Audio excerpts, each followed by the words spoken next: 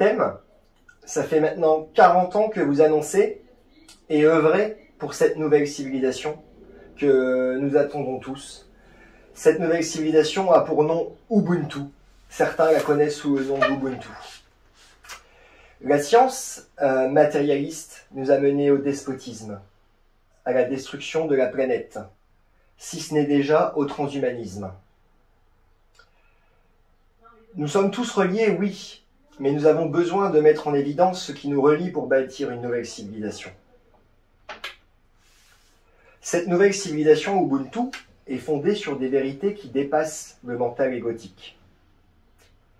Aucune science ne peut être fondée, aucune civilisation ne peut être fondée si elle n'est pas hautement métaphysique. Qu'est-ce qu'Ubuntu? Je suis parce que nous sommes. Oui, mais encore fallait-il le démontrer scientifiquement. Et c'est ce que vous faites depuis plus de 40 ans maintenant. Alors Franck Atem, d'où vient cette nouvelle science? Eh bien, d'où vient cette nouvelle science? On va en parler très en détail dans la deuxième partie de notre film Mind, dont le sous-titre est « La connaissance au service de la souveraineté ». Le premier volet s'appelait « Votre vie a un but et vous ne le saviez pas ».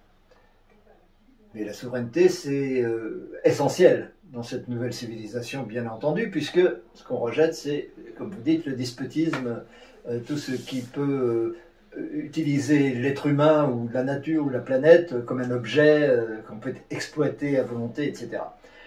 Et donc, c'est vrai qu'on ne peut pas imaginer que cette civilisation va durer encore. Et c'est vrai qu'elle va disparaître et qu'une autre va la remplacer. Celle qui va la remplacer, évidemment, sera celle du respect des uns et des autres, de tous les règnes de la nature, de la planète par elle-même. Et cela suppose de mettre à l'écart toutes les tendances humaines primaires qui consistent à défendre avant tout son ego et à s'opposer les uns les autres et à être en concurrence les uns avec les autres, et ainsi de suite. Comme vous dites, qui nous ont amenés à la destruction de la planète. Et pour en arriver là, il faut comprendre. Il faut comprendre ce qu'on est, ce que c'est que soi. Il n'y a pas d'autre solution, il n'y a pas d'autre science d'ailleurs que le fait de comprendre ce que c'est que soi. Si on ne comprend pas ce que c'est que soi, ce n'est pas une science. Les sciences matérialistes, les sciences qui étudient la matière, qui étudient, qui mesurent, qui essayent de produire des effets technologiques, etc., ne sont pas des sciences. La seule science qui vaille est une science qui explique ce que c'est que soi, et cela veut dire d'abord expliquer la conscience. Or, effectivement, ça fait 40 ans qu'on défend cette notion, cette compréhension de ce que c'est que la conscience, d'où elle vient, pourquoi elle est là, quelle est la cause de la conscience, pourquoi nous sommes conscients, pourquoi nous avons conscience d'un univers, et pourquoi cet univers est totalement constitué bon, on dit d'énergie, mais en réalité l'énergie c'est l'esprit, ce n'est rien d'autre que l'esprit. Et pourquoi cet univers qui n'est qu'esprit nous paraît matériel avec des atomes, etc. Et ça, c'est même depuis 1955 que c'est démontré par mon père Léon Raoul. Et donc, pour moi, le plus important, c'est de comprendre cette conscience qui nous relie tous, parce que la conscience, il n'y en a qu'une. C'est la même conscience qui en moi pense, c'est la même conscience qui en vous pense. Et c'est la même, et cette conscience qui est source d'amour est la même source d'amour en vous qu'elle est en moi. Il n'y en a pas 36, c'est ce qui nous relie et c'est ce qui fait que Ubuntu est pertinente comme civilisation, parce qu'une civilisation, on reconnaît qu'il n'y a qu'un seul être, nous sommes tous la même source, et que cette source, évidemment, a besoin de l'autre pour que chacun soit, a besoin de l'univers tout entier pour que chacun soit ce qu'il est.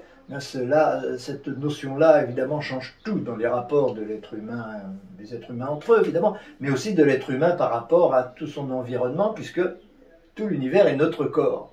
Ça rappelle un peu les alchimistes du Moyen-Âge qui disaient la bière philosophale, ce n'est pas avoir un nouvel esprit, mais avoir un nouveau corps. Ce corps, c'est tout l'univers, c'est toute l'humanité, c'est notre corps. Notre corps, c'est pas ça. Quand on croit que notre corps, c'est ça, eh bien, on est dans l'ego, et à ce moment-là, on va se défendre contre les autres, on va s'opposer aux autres, et ainsi de suite. Il n'y a plus d'amour possible.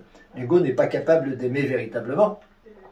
Donc, la première chose, c'est comprendre qui on est. Et comprendre qui on est, cela s'appelle de la haute métaphysique, parce qu'il n'y a que la haute métaphysique, en particulier, évidemment, celle que j'enseigne, à partir de l'hyper-rationalité, parce que tout cela est parfaitement rationnel et extrêmement rationnel, beaucoup plus rationnel que la science physique qu'on utilise aujourd'hui.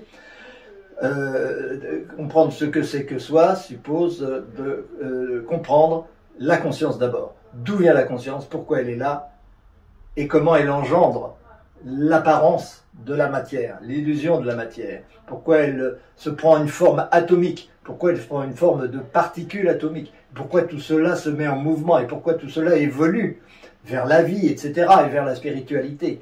Toute cette évolution, c'est l'être. Nous sommes cette évolution. Nous ne sommes pas un état dans l'évolution qui serait une personne qui est arrivée ici par hasard et qui va repartir un jour, on se demande pourquoi. Mais nous sommes l'évolution elle-même qui passe au travers de chacun de nos corps et chacune de nos personnalités, chacun de nos égos. Et lorsqu'on a compris ça, évidemment, cela change tout. Mais pour le comprendre, on ne peut pas se fonder sur une science matérialiste. Il faut se fonder sur une véritable science, c'est-à-dire une science qui n'accepte pas les hypothèses, qui n'accepte que les certitudes au départ et qui permet d'en déduire toutes les autres vérités qui permettent d'expliquer la matière, d'expliquer l'univers, etc. Sans aucun Big Bang, bien entendu. Le problème n'est pas là, puisque nous le démontrons très largement.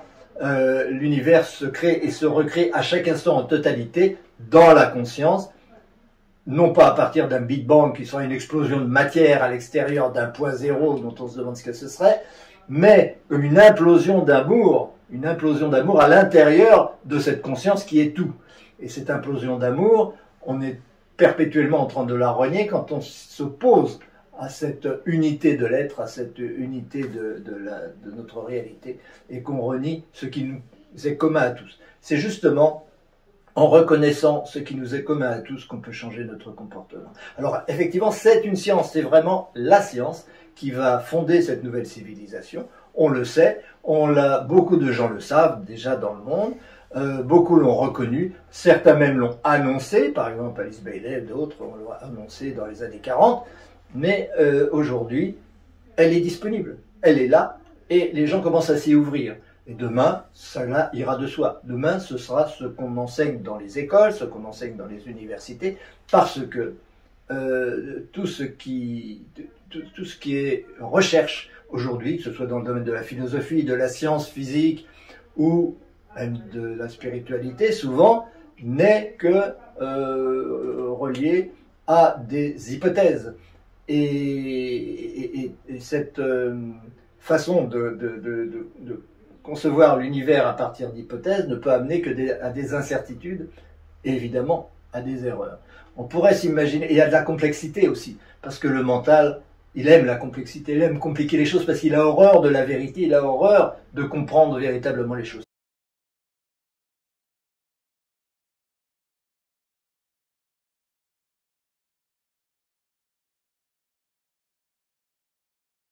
Il fait croire qu'il comprend, qu'il veut comprendre, mais il ne comprend pas du tout, il ne veut pas. Surtout, il ne veut pas comprendre parce qu'il sait où cela le mènerait. Cela le mènerait au fait que nous sommes un, et cela le mènerait donc à renier l'ego et à mettre l'ego de côté par rapport à cette connaissance de soi. Et donc, cette civilisation, évidemment, va être fondée sur cette nouvelle science parce que dans cette dimension qui nous est promise et qui nous est ouverte et vers laquelle nous allons à grands pas aujourd'hui, il n'y a pas de recherche. C'est fini la recherche. La recherche, c'était dans le monde d'avant.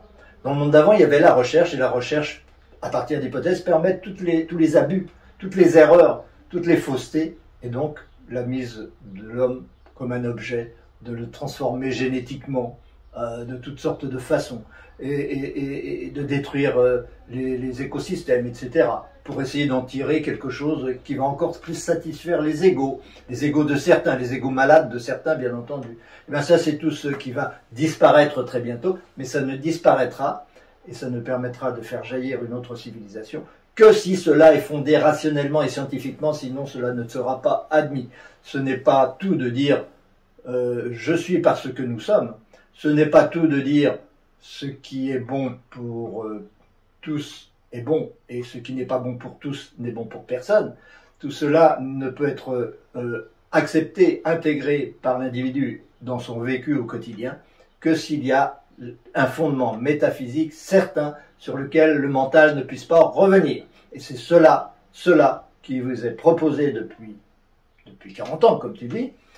Et c'est cela que nous proposons d'introduire au travers de ces deux films, de ces deux parties du film Mind. Eh bien, nous vous invitons à les regarder, ces films. Il faudra aussi les partager, parce que c'est en les partageant qu'ils vont remplir leur rôle. Et merci de me donner l'occasion d'en parler. C'est d'ailleurs l'épistémologie de la haute métaphysique athénienne. Je me rappelle, il y en a qu'une. Bon, on s'en oublie. Hein. Non, c'est bon. Du coup, c'est bon. Non, vas-y, continue. C'est d'ailleurs l'épistémologie de la haute métaphysique athénienne. Il n'y a qu'une seule haute métaphysique. Il ne peut pas y en avoir deux, parce que nous devons avoir une base commune si nous voulons avancer ensemble. Oui, on ne peut pas imaginer que l'humanité continue à se diviser entre des religions, des philosophies, des sciences. Ce n'est pas possible. Et ce n'est pas la science matérialiste actuelle qui, évidemment, on connaît la mécanique quantique, mais la mécanique quantique est partie de fondements purement matérialistes et s'aperçoit au bout du compte que la matière n'existe pas, c'est tout à fait logique, mais elle reste avec une épistémologie qui l'empêche de comprendre ce que c'est que soi. Aujourd'hui, il y a des sciences qui essayent de comprendre la conscience, mais avec des méthodes matérialistes, et donc c'est tout à fait impossible et ça n'aboutira pas. L'aboutissement, il est déjà acquis depuis 40 ans, comme tu le disais, et nous invitons donc chacun à bien vouloir la découvrir. Nous faisons ce que nous pouvons pour qu'elle soit découverte par tout un chacun, tous ceux qui veulent le faire, de façon que Ubuntu puisse naître. Ubuntu ou rien. Ubuntu!